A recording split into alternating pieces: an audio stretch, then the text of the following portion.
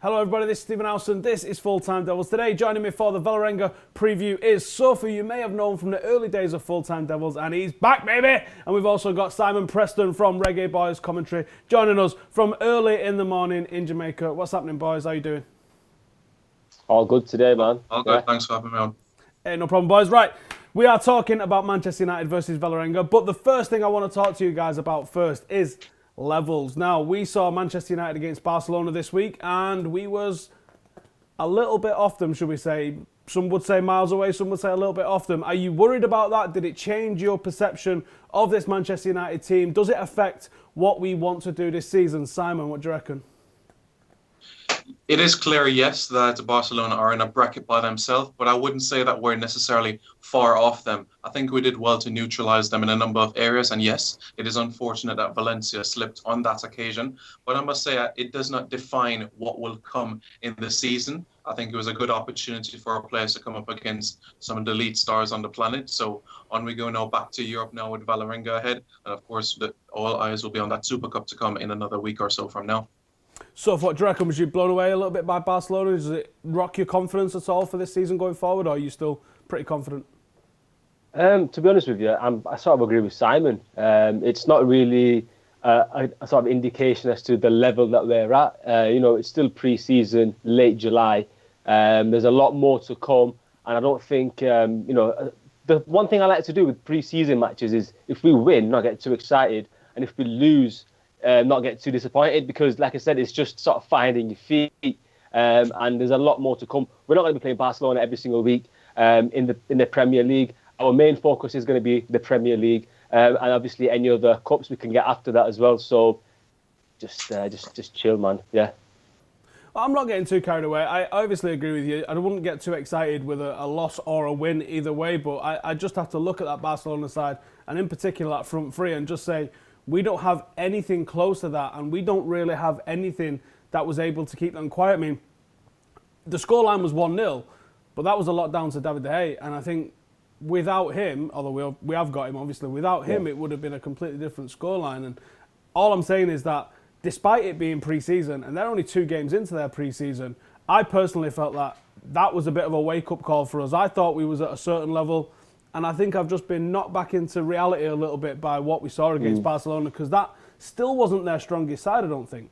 Yeah, I think, to be honest with you, what that game did, I think, show is that we are lacking in terms of real quality. I'd say in our midfield, at least. I think that highlights that we need to get a sort of strong defensive midfielder in. I think that's definitely highlighted that. There's people that have been linked with us, Fabinho, Matic, etc.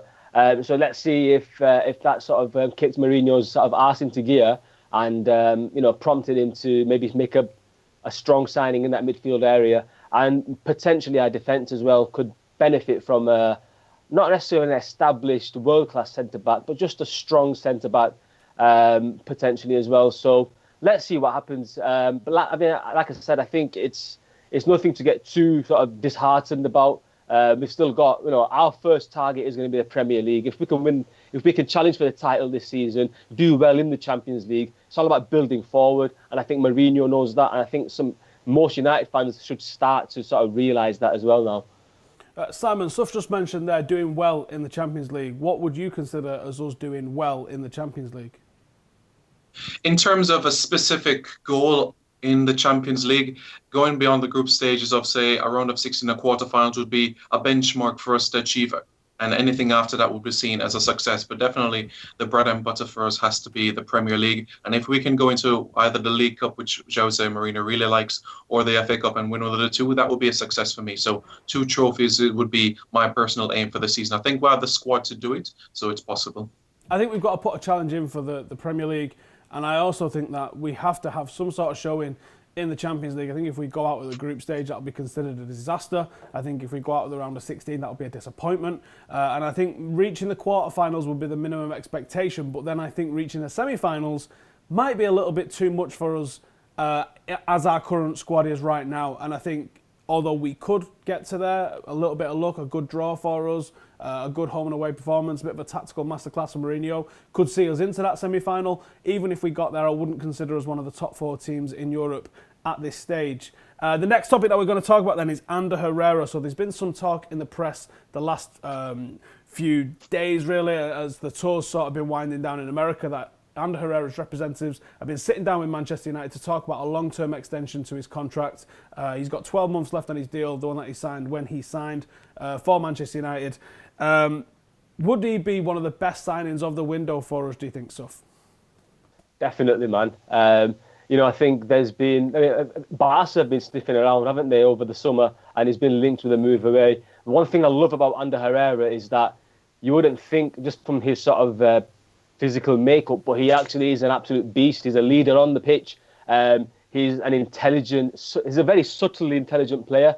And yeah, man, I think if we can sort of tie him down for the long term, then he's definitely going to be sort of a worthy addition for us, potentially future captain material, depending on how long he does stay. Everything about him on the pitch, he's such an intelligent player, man. I couldn't be higher. I think he's so underrated as well, especially within sort of the sort of pool of midfielders across Europe. He's very underrated. His work rate, and I think last season as well. Not that we had many sort of heroes apart from Ibra and his sort of magnificent performances. I think Herrera was very unsung in that sense and didn't really get the appreciation because people don't understand the sort of technical abilities he has to sort of neutralise sort of the opposition's threats, etc. But getting him tied down for a long-term deal would be like getting a sort of new player, to be honest. Yeah, good signing. Simon, how important is Ander Herrera to this current Manchester United squad? Yeah, Steve, we spoke about it recently on United on YouTube, how much of an asset he is. So whether he's getting £200,000 a week or even £250,000, he's such a valuable asset to Manchester United. In just 3 seasons, what he has done for the club, he has established himself as a fan favourite. And I think he's up there with David De Gea as one of the top 2 names on the starting 11 for all games in the Premier League. He has to be up there. And to see the progress that he has made from being a squad player to a regular and now in the starting 11 in that space of time has been phenomenal. For me, he has to get a big contract under his belt. He'll be 28 in August. I can see him at United for at least another half of a decade. But I think I still remember the times when we would be going on saying free Herrera, Herrera's got to play, and now he's become that integral part that we really hoped he could be as fans. I think, well, last season the stats kind of show that he out-Kante'd Kante in the defensive aspect of things. And then he was very effective going forward as well. He played in lots of lovely balls, created quite a lot of chances. I think he's an excellent partner for Paul Pogba, but I do think that the best out of them comes in a midfield 3. And I think that's why we're still looking for that third piece of that midfield, because I think him and Pogba definitely can create. He can also do the dirty work. So he's half of both, and I think Mourinho really likes that sort of aspect of him. But I do think that we need somebody who can sit alongside. I'm going to come to the comments in a second, so I'm going to see what you guys are saying. But for me, Ander Herrera is a real integral part. And as Suf touched on earlier, he gets the club, he gets the fans. He is almost one of us wearing the shirt. And Barcelona have been sniffing him, shows the level of player that he is. We literally just spoke about how far ahead of us Barcelona are. They're clearly wanting to maintain that. They're not going to buy worse players than they've got to maintain their standard. They're looking at the likes of Ander Herrera, and that shows me that Manchester United 100% need to keep hold of Ander Herrera, because he's such a vital cog for us. And I can't believe how criminally underrated he is by other fans of other clubs in the Premier League. They all went bananas over Kante last season, and Kante was excellent. He was at one very specific job, but what Ander Herrera was doing was what Kante could do, but also what others can't do with the ball. So for me, he simply has to play for Manchester United, and you get the best out of Paul Pogba when Herrera's there, because he can also help him out in feeding the attack. But I definitely think we need a new guy who can sit in. Who do you reckon, who would your first choice be, so if we had to get someone just sitting behind him? See, I think out of the 2 that we've been linked with, Matic and Fabinho, I think I'd go for Matic, plainly because of the fact that he is established within that holding midfield sort of position. But also he's sort of mobile moving forward as well, with the ball at his feet. Fabinho, who just sort of a luxury signing because he can sort of fill in at right back if needed as well. And obviously, for Monaco, he's been excellent last season. But personally, I'd go for Nemanja Matic. proven pedigree in the Premier League, and scored a rocket against Tottenham for Chelsea as well last season. And knows Mourinho. Mourinho seems to like him and brought him back from Benfica when he was at Chelsea. So I'd go for Matic myself. Simon, what about you, mate? Who'd be the choice if you had to pick one? I would agree with you there. I would have to go with Matic. You know, he's been there, done that in the Premier League titles under his belt as well. 6'4.5" so he can offer a bit more different dimension to United as well from set pieces. So he's an asset where that is concerned. So for me, Nemanja Matic could be that pivotal piece of the puzzle. And I'm going to make it 3 out of 3 because I think Matic, even though he is the least exciting of those signings, I think he offers just exactly what you need for those two to go and play. Yeah, let Herrera and let Pogba go and play. Matic is going to do literally the dirty work. I think he was a little bit underwhelming at Chelsea last season because Kante came in and did a lot of what he was doing, so it wasn't obvious what Matic can do. But I think in this Manchester United side, he would really shine. Right, I'm going to come to the comments and see what you guys are saying. Project Stewart says the game is 30th of July, 6 p.m. British summer time. So that's 6 p.m. in the UK for everybody tomorrow. On Sunday, if you're watching this on Saturday, against Valerenga in Oslo, or just near Oslo. So make sure you're checking that one out because this is going to be a bit of a test for us. No idea what side's going to line out. No idea what side we're going to put out against Sampdoria, but I bet you can bet your life on that. Jose Mourinho is going to be treating the Super Cup as if it's the World Cup. Will United says, I was at the Barca game and I think our main weakness was on the left-hand side. I think so, yeah. Blind was a little bit attacking, wasn't he? And I think when you've got Messi, you basically need to take a day off of attacking and just try and deal with Messi because he's arguably one of the best players, if not the best player in world football, behind Jesse Lingard. So Muharram Ali says, hey guys, hope you're having a good day so far. You two having a good day? Yeah, it's my birthday today, man. Yeah. Oh, happy birthday to everybody. It's Suf. Suf never told us, did he? It's his birthday. Everyone in the comments, just shout happy birthday, Suf. Yes. S. Jewett says, we need to give Shaw another chance. I agree. If we're in the same position then next summer, then we'll need a new left-back. I completely agree on that one. I think Luke Shaw is someone that we just need to give patience to. A leg break is a game changer. And although, yes, we need a little bit of success right now, I'd like to see a bit of patience from United fans and management with Luke Shaw, because I think there's a hell of a player there. Neil Smythe says, do you think Herrera can have an even better season than last? Well, actually, he started last season on the bench, didn't he, really? He wasn't a first-choice player for us.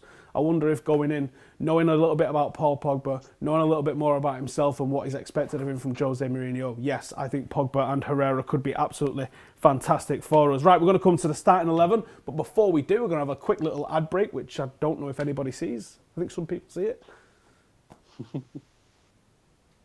So there we go. If you saw the break, mega, buy that. If you didn't, never mind. So starting 11 then, it is 2 games left. We've got this game and then we've got the 1 game against Sampdoria for the international champions starting 11 prediction game of the world. You two ain't winning it. So Adam McCullough is on 20 points, Ben Pace on 19, and they're running away with it. I mean, they're totally going away from everyone else. Abdullah's on 12, John Chin on 8, Charlie's a red on 6, Mo, Suffer on 5, Statman Dave on 4, Josh It and Simon Preston on 3. That's shocking, Simon. 3 from 11. Okay, are you going to redeem yourself this time around? Yes, I will. I'm going to. Let's give us your starting 11 then and see how far off you are with this one. No worries. Okay, so I'm going to go with Sergio Romero in goal. We've seen Big Dave in net all across North America, so I'm going to give the Argentine a chance in goal. My back four, Valencia, Bay, Lindelof, and I'm still going to go with Demi Mitchell. He still hasn't been given much of a chance to start at it, so I'm going to go with Demi Mitchell.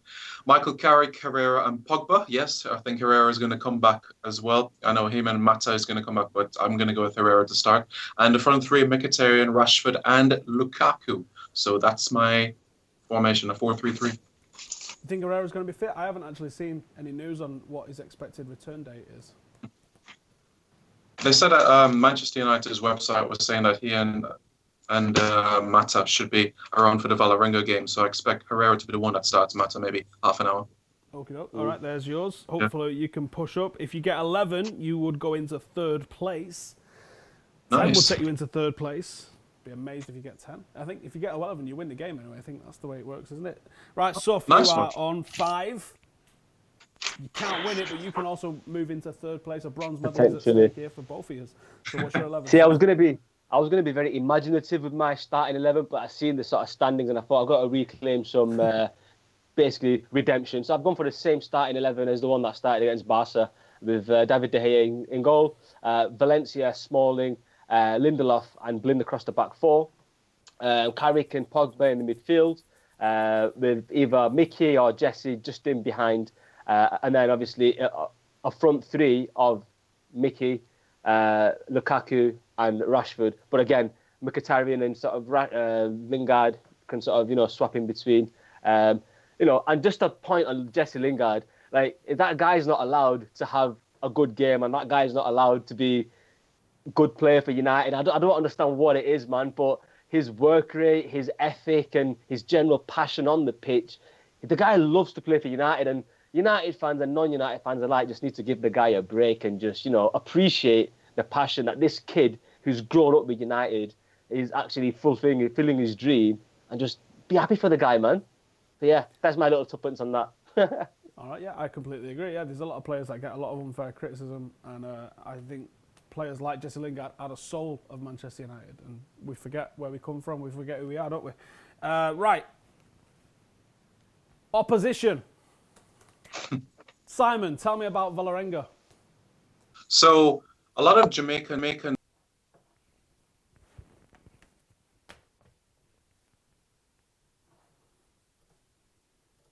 the pride of Oslo. Their manager, Ronnie Deila, was a former Celtic manager who won the Scottish Premier League in 2015 and 2016. They play in a 28,000-seater stadium. But as far as players to watch are concerned, they have a number 10 player called Gaia Side. He has 8 goals in 17 games so far this season in the league in Norway. He's a Norway under-21 player as well. I think they're presently 7th in the league. And in net, they have a Swedish keeper, Marcus Sandberg. He has 5 clean sheets so far this season. He's 6'3". But I think the interesting one for me is that Valerenga, they've only lost 1 home game all season. So let's hope that we can make it number 2 come tomorrow. Suf, anything to add to that? A bit more depth, maybe? I'm not going to lie, to be honest with you. I can't add anything to that. Obviously, Simon's clearly done his research on the opposition. I first thought they were a South American side, Valerenga. I thought, they're based in Brazil or something. But to be honest with you, these unknown oppositions sometimes can sort of catch you out. So it'll just be good for the guys to sort of, get their feet wet. This is game time. Everything about pre-season is getting game time. And the more time that the new signings, especially Lukaku, gets to gel with his teammates and Lindelof, etc., get to settle in, I think that's the most important bit. Just be professional. And yeah, I think I'm sure we'll overcome these easily. So that's the only bit I can add there. At the end of the day, it's a training session where there'll be specific goals. Mourinho's probably not scouted none of these teams. I think he goes into them just looking at what Manchester United are going to do. We'll have specific training goals that we want to hit during the week, and the game will also be another training exercise where we want to hit X. And X might be 4 crosses from the right-hand side. It might be overlapping every time X player gets on the ball. It might be trying to play balls directly through from Pogba to Lukaku. It could be any number of things, but it is going to be things along those lines. It's going to be, can we get 10 passes together from midfield? Can we get it from David De Gea through the defence, through the midfield, into the feet of the attacker inside 12 seconds? It's going to be mad things like that. So sometimes it's hard to analyse a game in pre-season because sometimes things don't quite look right. And the last couple of games, Barcelona might have been down to the ability of Barcelona, but the Real Madrid game, we look very flat. So I've been wondering out loud, if you like, have we pre-exhausted ourselves? Did we train in the morning and then play the game under those conditions to try and replicate how we might look in the last 10 minutes of a game, so Mourinho can assess players' decision-making when tired and things like that? These are the important things that you need to get done in pre-season and training, and you shouldn't just look at the results and the direct performances of the play because you don't know what players are being told to do in training. And I think that's what's very interesting. I want to see more link-up play. I want to see a bit more solidity in the back four because at times there've been players rushing out of that back four, and every one of them is guilty of this so far on pre-season. I definitely think there needs to be some more coherence along that back line. I think goalkeeper-wise, we've looked pretty good. I think that's probably been our best part of pre-season, actually. Yeah. And I just want to see this continued development. I'm really excited about Paul Pogba having a pre-season. There's other players as well that have looked great and then a bit off the boil. Marshall, Mkhitaryan, even Lukaku to an extent. So this is just another training session as far as I'm concerned. It'd be a chance for all the Scandinavian fans to go and cheer on the Reds. So I expect a cracking atmosphere, an absolutely banging full house over in Oslo. And I think it's going to be a great game, or a great event at least, if not a great game, because you've no guarantee of it being a great game. Exactly the same thing against Sampdoria in Dublin on Wednesday. And then I would expect Jose to, at least, as Stuff sort of said, I think we're going to see quite a pointed starting 11, at least for this game. I think Wednesday might be a bit more of a rest with the Real Madrid game being on the horizon, but I would expect this to be quite a point at our starting 11 for the Real Madrid game. So that leaves us with the predictions. Suf, what do you reckon score-wise? 3-0. 3-0, straight out the traps, no messing around. Yeah. You guys get your comments in below as well, and I'm going to read some of the comments and score predictions out from you guys too. Simon, what's your score? In fact, Suf, give me your first goal scorers. If you're going to say 3-0, I want to hear who you're going to think is going to score. Mickey. Mickey's getting one. All right, I like that. Mickey Magic. Simon, score and scorers, please. I'm going to go with 2-1 United, Lukaku, and then Rashford. Like it. I'm going to say Lukaku's getting one. I think it's going to be an absolute rocket. And I'm going to say 1-0 United. I'm going to say it's going to be pretty tight. Let's see what you guys are saying in the comments as soon as my wonderful assistant passes me it. We have got Animation Palmer says Pogba and Herrera are the only two decent midfielders we've got. I can see an argument made for that, to be honest. Dimitri says everybody smash that bloody like button, and it's all in capitals and it's got 5 exclamation marks. So get it smashed. He means it. He's serious. Maynak says Andreas Pereira would be a better option. I'm assuming they're talking about the midfield debate there. I think I can see where you're coming from. Excellent as that number 8 position, but I think it's the number 6 that's going to really help us what's going on in behind there. Blackhawks says Lingard, I love you. Youngsters should be given a chance against Valerenga, says Legend Killer. I can also see the argument being made for that, if not today or tomorrow or whenever this game is. Definitely against Sampdoria in Dublin. Che Booth says, what about Timbo? Well, Timbo's been getting games on the right-hand side, hasn't he? I wish he would try him in midfield. I just think Jose's got him penned down as a fullback at the moment. And that is it from the comments from you guys. No score predictions as I was getting it, so I'm going to give you my score prediction. I've said it already, and 1-0, Lukaku, edge of the box, absolute screamer. So make sure you keep it locked to Full Time Devils. It's me covering the match tomorrow, so I'll be there for the team news and my opinion after the game, and on Twitter if you want to join in the conversation throughout the game, throughout the 90 minutes. So come and join us there. Make sure you give these guys a follow on social media. Like, subscribe, get your comments in below, and I'll see you later.